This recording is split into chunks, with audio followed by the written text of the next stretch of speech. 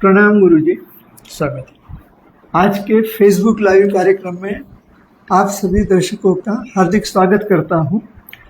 आज का प्रश्न मध्य प्रदेश के जबलपुर निवासी ज्येष्ठ कार्यकर्ता पुरुषोत्तम बंधु जी ने पूछा है गुरुजी जी। वे पूछते हैं, वर्तमान परिदृश्य में विभिन्न धर्मों और पंथों के बीच प्रतिस्पर्धा और तनाव देखा जा रहा है, जिसमें कुछ लोग अपने धर्म को विश्व धर्म बनाने के लिए प्रयत्नरत है।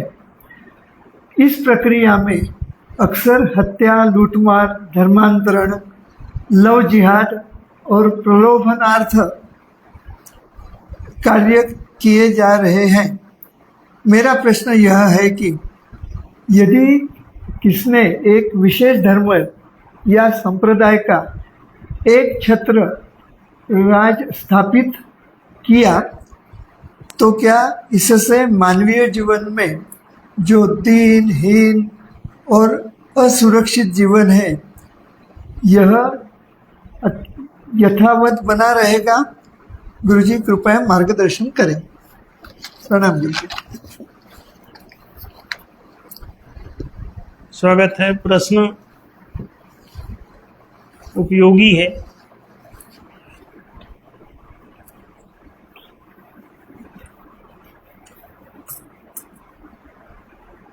वर्तमान परिदृश्य में विभिन्न धर्मों पंथों के बीच प्रतिस्पर्धा और तनाव देखा जा रहा है।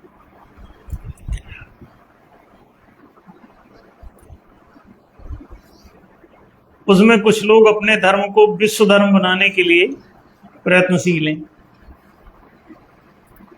वास्तव में प्रत्येक असुरक्षित अनुभव करने वाला व्यक्ति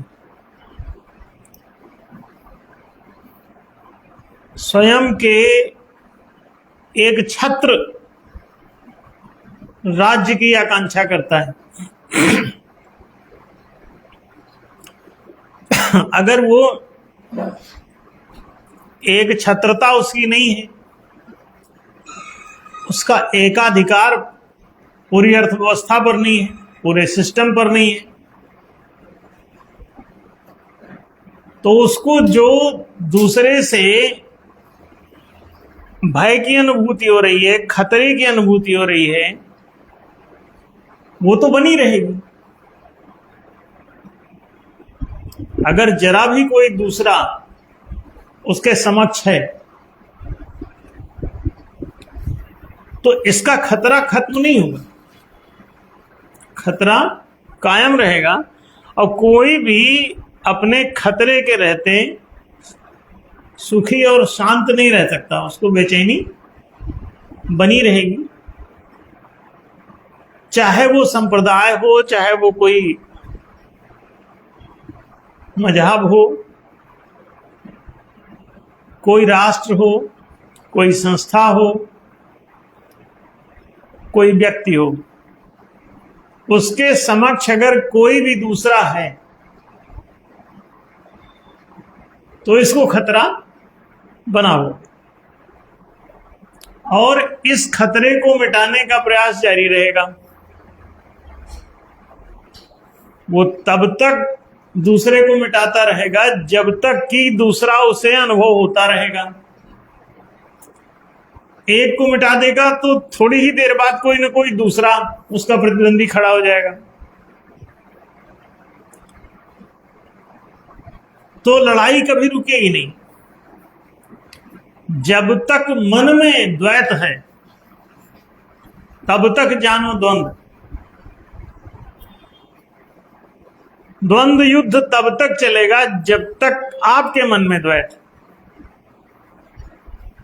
तो चाहे कोई व्यक्ति हो, समूह हो, सत्ता हो, संस्था हो, राष्ट्र हो, समाज हो, संप्रदाय हो, मजहब हो, उसके सामने यदि कोई दूसरा मजहब जो उसके अधीन नहीं है यदि मौजूद है, विद्यमान है, तो इसका खतरा बना हुआ है। खतरा बने रहने तक ये सुख की नींद नहीं सो सकता, शांत नहीं रह सकता। तो इस खतरे का निवारण जब तक नहीं होगा तब तक लोग जिहाद करते रहेंगे, युद्ध करते रहेंगे। अब वो जिहाद उनका लब जिहाद हो सकता है, उनका जिहाद जनसंख्या जिहाद हो सकता है कि डेमोग्राफी बदल देंगे। कोई भी यही सब करेगा, तरीके सबके अपने अपने हो सकते हैं। ईसाइयत क्या अपना वर्चस्व नहीं बना रही थी? ईसाइयत भी अगर बच्चे ज्यादा नहीं कर रही है तो लोगों को पिछड़े क्षेत्रों में घुस के सबको कन्वर्ट कर रही है, अपने उसमें बढ़ा रही।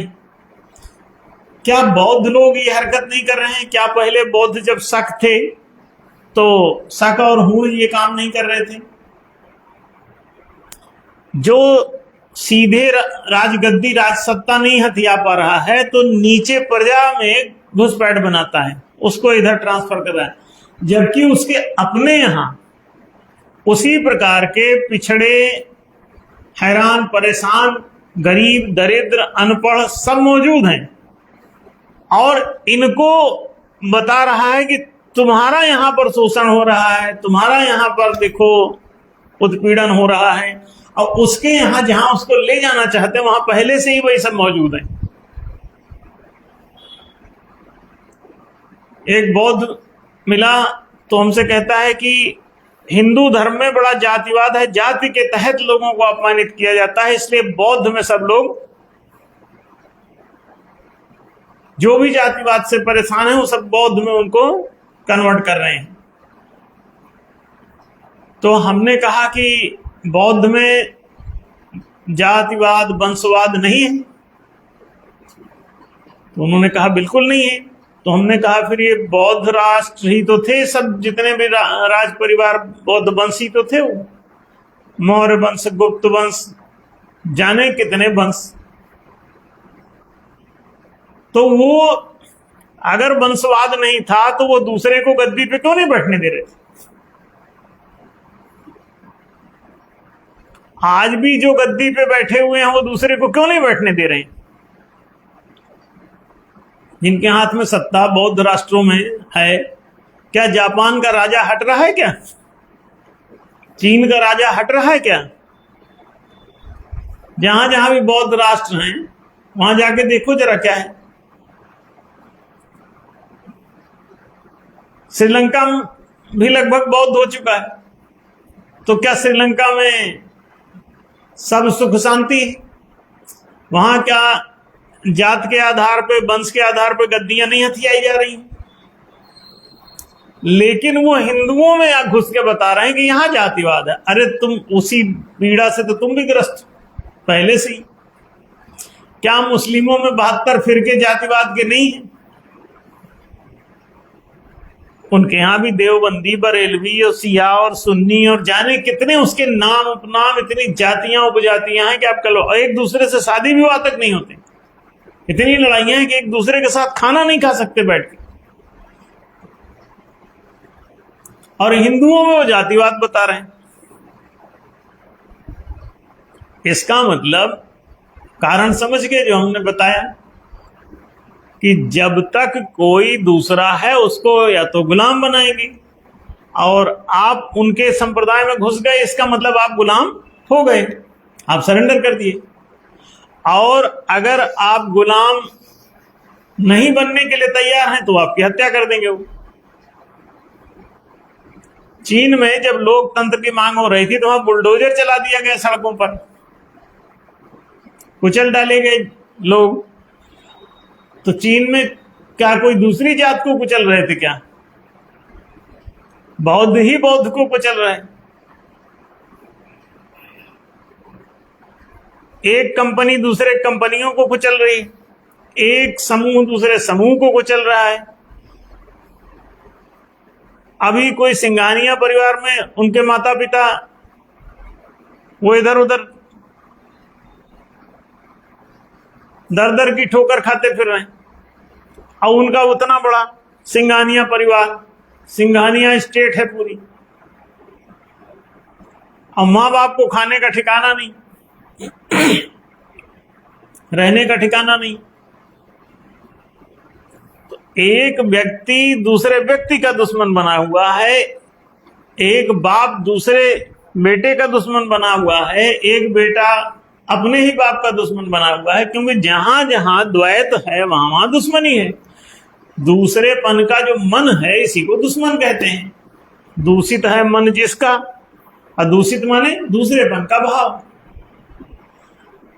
जहां मैं तुम के बीच द्वैत है, जब तक तुम द्वैतों में अद्वैत का दर्शन नहीं प्राप्त कर लेते तब तक तो ये बना रहेगा। केवल तुम्हारे प्राप्त कर लेने भर से नहीं होगा, अद्वैत दर्शन पर आधारित व्यवस्था भी देनी होगी। अद्वैत के सत्य को त्याग करके तुम किसी भी चीज पर आधारित धर्म बना लो, संप्रदाय बना लो, राष्ट्र बसा लो, कंपनी बसा लो जो मालिक नौकर पर आधारित हो, तो ये मालिक नौकर, ये स्वामी दास, ये शाह गुलाम, ये शिकारी शिकार, ये शोषक शोषित के जो संबंध हैं द्वैत के हैं। आप ये मालिक नौकर और शाह गुलाम की परंपरा खत्म करिए। जो मैं है वही तू है, ये सत्य की खोज है। एकम अद्वितीयम ब्रह्म, एक ब्रह्म जगत सर्वम, सर्वम खलु इदं ब्रह्म, आत्मवत् सर्वभूतेषु यह पश्यति स पंडितः, समम सर्वेषु भूतेषु तिष्ठन्तं परमेश्वरम, आत्मनः प्रतिकूलानि परेषां न समाचरेत्। ये जो अद्वैत दर्शन के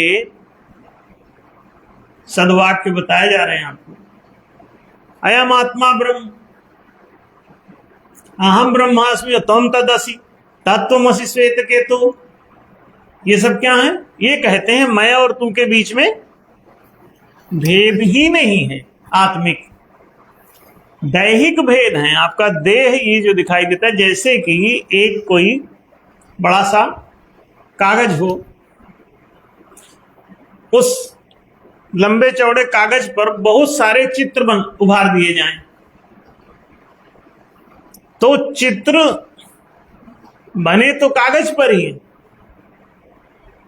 और कागज उनका खींच लिया जाए तो चित्र भी गायब हो जाएंगे।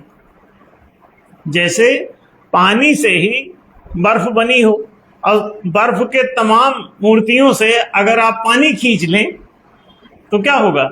सारी मूर्तियां गायब हो जाएंगी। उसी तरह से ये तमाम जो एक ही बड़े से पेपर पे असंख्य चित्र बना दिए, सैकड़ों चित्र बना दिए, हजारों चित्र बना दिए, और वो सभी चित्र अपने अपने को अलग अलग अनुभव कर रहे हैं। जिंदे हो जाए वो, अगर वे जीवित हो जाएं तो क्या होगा कि वो प्रत्येक चित्र अपने पड़ोसी चित्र से अपने आप को अलग मानेगा और उससे डरेगा कि ये मुझे मार ना दे, मुझे मिटा ना दे। बगल में कोई वहां से रबर उठा के मेरी रेखा चित्र मिटा ना दे, तो वो क्या करेगा कि इसके पहले कि ये मुझे मिटा दे, ये उसको मिटाने के लिए कोई ना कोई जिहाद छेड़ देगा। तो इस दुनिया में जब तक आपका अद्वैत दर्शन साफ नहीं हो जाता, अद्वैत बोध को आप प्राप्त नहीं हो जाते, अद्वैत ज्ञान को नहीं प्राप्त हो जाते, तब तक आपकी समस्या का कोई अंत नहीं है।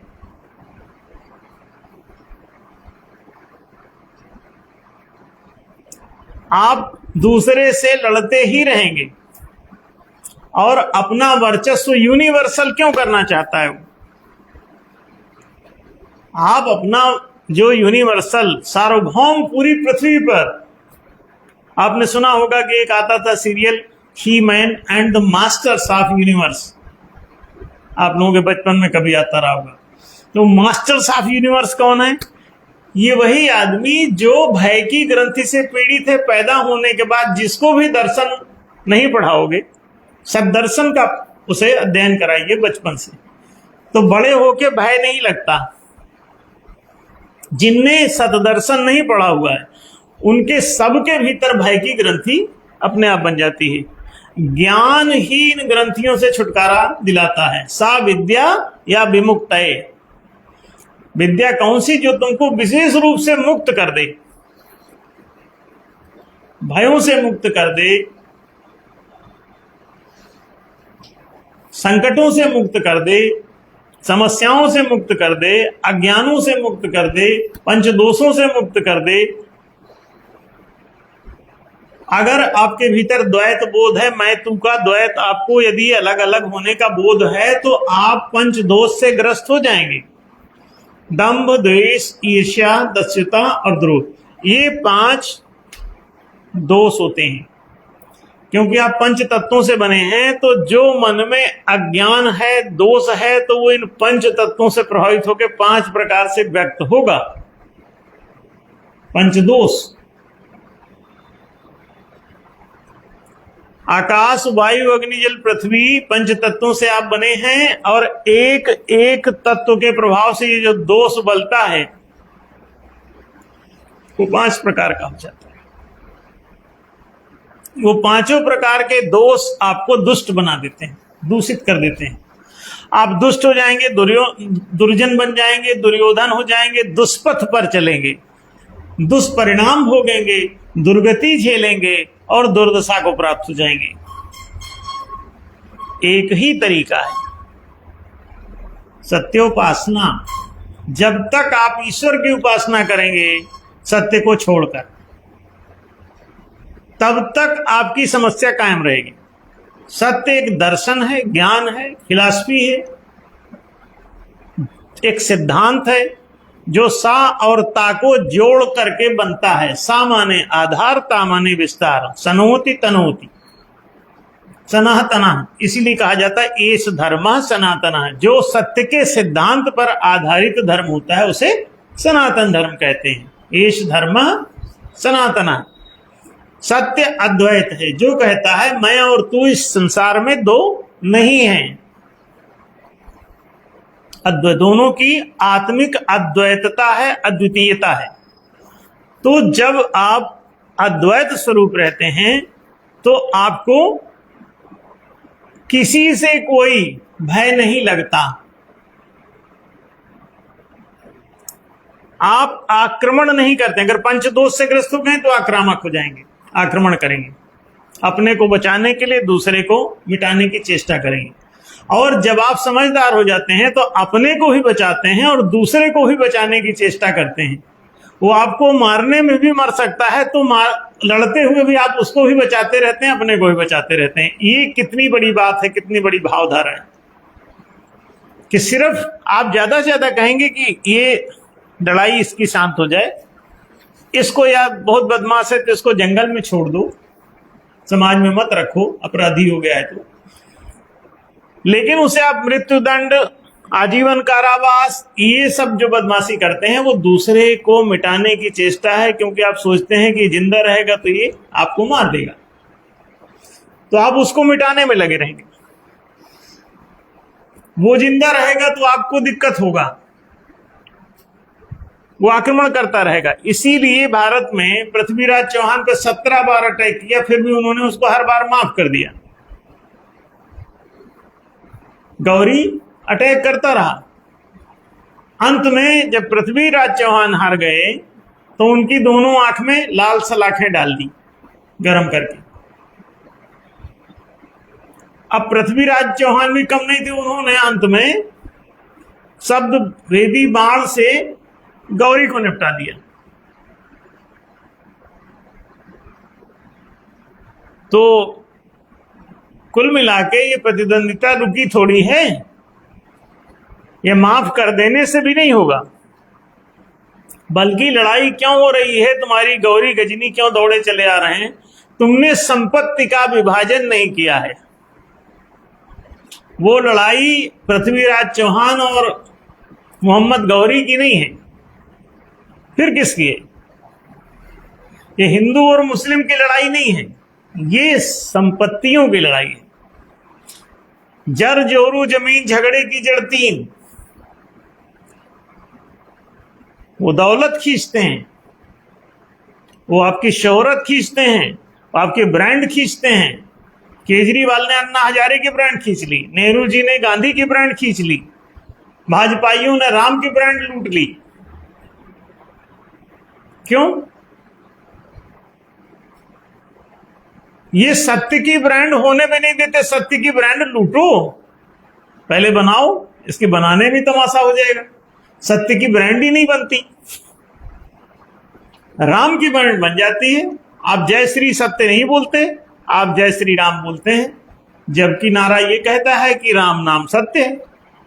अब जब राम नाम सत्य है, मरते समय बोलते हो और ये भी बताते हो मुर्दे को कि राम नाम सत्य है और सत्य बोलो गत्य है, और जिंदगी भर बताते हो कि राम बोलो।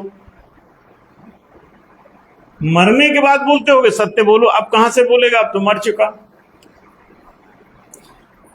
सत्य की उपासना करने वालों के बीच में कभी कोई लड़ाई नहीं होती। आप कहेंगे तो क्या सत्य की उपासना करें तो राम की उपासना छोड़ दें? नहीं, सत्य के लिए राम की उपासना कर सकते हो,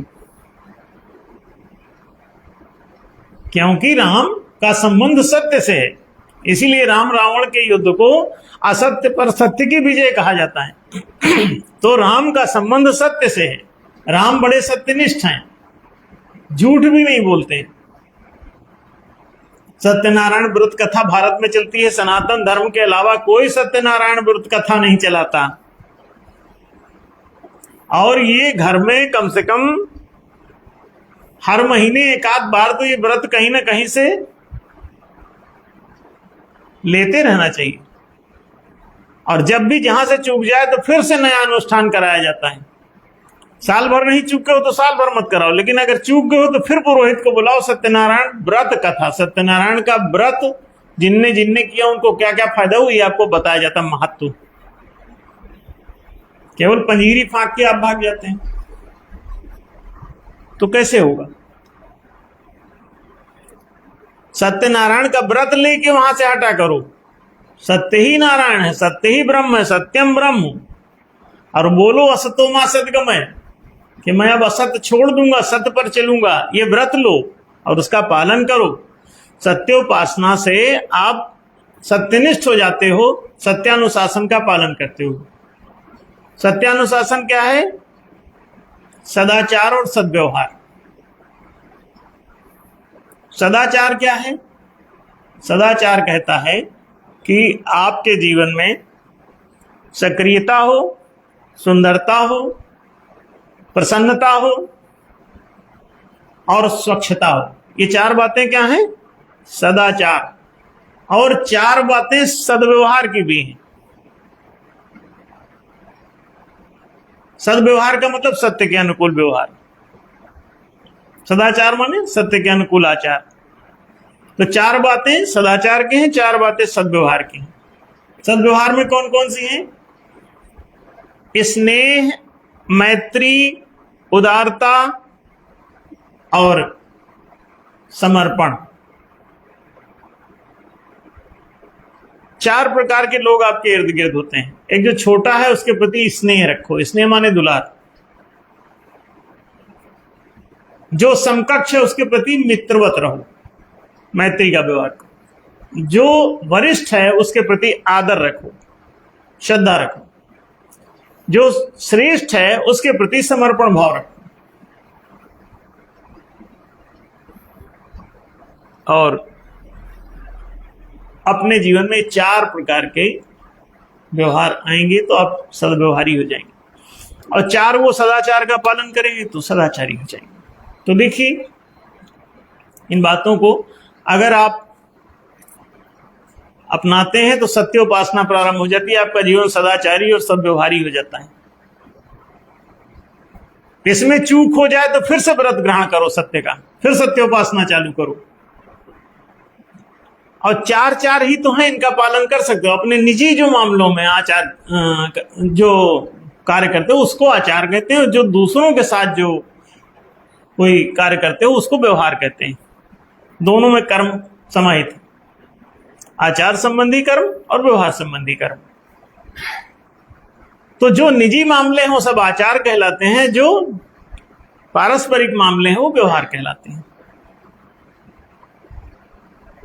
तो सत्य उपासना से आपका ये सांप्रदायिक उन्माद खत्म होगा। आप करके देखिए। फिर सत्य जो है वर्चस्व नहीं बनाता, लोग सत्य का वर्चस्व बना लेते हैं, यूनिवर्सल फैल जाता है ट्रुथ। और ट्रुथ तो वैसे भी यूनिवर्सल चीज है, इसको लोग खुद स्वीकार करते हैं। और जब व्यक्ति को स्थापित करते हो तो स्वीकार कराना पड़ता है मार मार के। सिकंदर ने मार मार के प्रणाम करवाया, हिटलर ने मार मार के अपनी बात मनवाई, रावण ने मार मार के अपनी बात मनाई, मुसलमानों ने मार मार के मुसलमान बनाया, बौद्धों ने मार मार के आपको बुद्धम शरणम गच्छामि करवाया, बहुत ठोका। तो शक हूण जितने भी सनातन धर्म को छोड़ करके बाकी सब कुटाई से धर्म आए हैं, सब ने, ईसाइयत ने डंडा भांज भांज के हथियार चला चला के ईसाई बनाया आपको, झूठ बोल बोल के लब जिहाद करके और अंधविश्वास फैला के कि एक राम की मूर्ति पत्थर की ले ली और लकड़ी की ले ली जीसस की, और अनपढ़ इलाके में गए बोले देखो तुम्हारा भगवान जब खुद डूब जाता है तो तुमको कैसे बचाएगा, पत्थर वाली डाला वो डूब गई, लकड़ी की बना रखा था अपनी जीसस की तो उसको डाला वो तैर गई। कि बोले देखो ये तैर रहे हैं, तुम्हारा भी यही, तुमको यही तारेंगे, जो खुद ही डूब जाता है वो तुम्हारा तुमको कैसे तारेगा भवसागर से। कहीं ना है बात तो सही। तो हमने सुना है कि एक कोई और पढ़ा लिखा आदमी था नीटू की तरह, वो पहुंचा, बोला कि रुको इसका कसौटी बदलना पड़ेगा, पानी वाला नहीं चलेगा। बोली इसको जो है आग में कसौटी होगा। आग में दोनों को रख दिया, एक फूक गया, राम वाली मूर्ति कड़क के बाहर आ गई। कहीं देखा जो इतने ताप में भी रक्षा कर सकता है वही तुमको बचा सकता है, और जो खुद ही फूक जाता है वो तुमको क्या बचाएगा। पब्लिक समझ गई यार, पढ़ा लिखा आदमी है तो उसको कंट्रोल करना मुश्किल।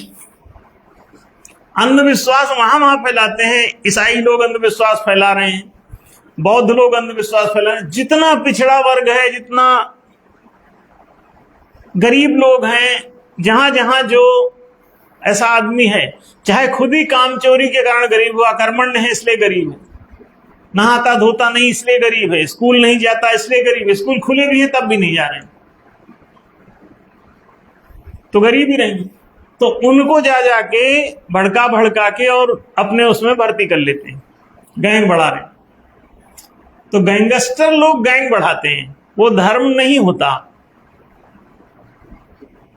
वो संप्रदाय नहीं होता। संप्रदाय तो वो है जिसमें समान रूप से सबको सब कुछ प्रदाय किया जाए, वो संप्रदाय। समुदाय माने जिसमें सबको समान रूप से उदित होने का, उन्नत होने का अवसर मिले।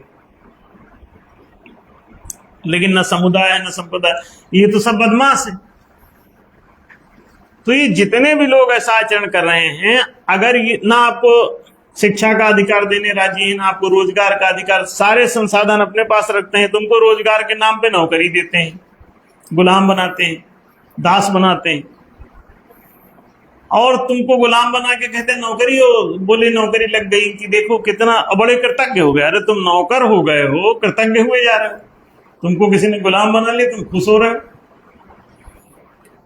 दुकान में नौकर बनना और दुकानदार बनना अंतर है कुछ?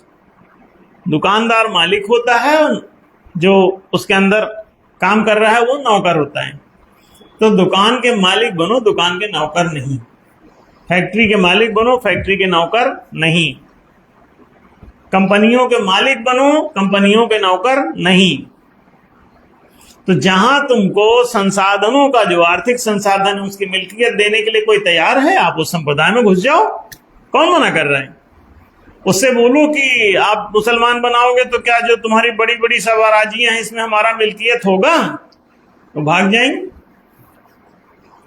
जब कोई ईसाई बनाए तो उससे पूछो सब चर्चों वर्चों में हम सब लोग कहीं भी खाना आना खा सकते हैं, तुम्हारा विद्यालय में सब पढ़ सकते हैं और सब फैक्ट्री में हम भी मालिक रहेंगे, तुम्हारा जितना फैक्ट्री है ईसाई बनने के बाद, तो मना कर देंगे आपको। सनातन धर्म में कहता है आ जाओ तो हमारा सब कुछ तुम्हारा भी है, तो आदमी इससे दूर कितने दिन भागेगा। अब जैसे हमने देव सभ्यता बसा दी, दरवाजा खुला है, कोई भी आ जाओ, जिसको भी उसके अंदर का डिसिप्लिन पसंद है घुस जाओ, मालिक सब हो वहां, सब एक ही जैसा, एक जगह बैठो, सब जो भी एक खाना खा रहा तुम भी खाओ, मस्ती काटो। आप देखो सनातन धर्म आपको समान रूप से मिल्कियत देता है, दूसरा धर्म देगा क्या? तो वो यूनिवर्सल हो भी जाएगा तो क्या फायदा होगा? कोई लाभ नहीं, तुम सब यूनिवर्सली गुलाम रहोगे। तो गुलामी नहीं चाहिए, मिल्कियत जो दे वही धर्म है, और उसको हंस हंस के स्वीकार करो, खूब घुसे रहो, उसमें कोई तकलीफ नहीं। ये केवल सनातन धर्म में ये बात है, और वो सत्य प्रेम न्याय पुण्य का धर्म देता है, आपको सुंदर जीवन देता है, देव सभ्यता मानव सभ्यता सब बसा के आपको उन्नत बनाता है, विकसित बनाता है। इसलिए वही केवल पूज्य है, वही केवल आदरणीय है। बात स्पष्ट हुई होगी डॉक्टर साहब जी गुरु, बंधु जी को धन्यवाद गुरु जी। आपने बहुत ही सरल स्पष्ट शब्दों में उदाहरण देते हुए सत्य, सनातन धर्म, सत्यनिष्ठा, सत्यानुशासन, समुन्नत समाज, इसके बारे में जानकारी दी। आप बहुत गहराई से परम पूज्य गुरु जी श्री अरविंद अंकुर जी के फेसबुक लाइव के जो भी वीडियोस हैं वो बार बार सुनिए, सब्सक्राइब कीजिए और अपने ग्रुप में फॉरवर्ड कीजिए, जिससे विश्व भारत बनेगा, सनातन धर्म की पुनर्स्थापना बनेगी, वर्णाश्रम व्यवस्था आएगी और सबका जीवन सुखमय होगा। धन्यवाद गुरु जी।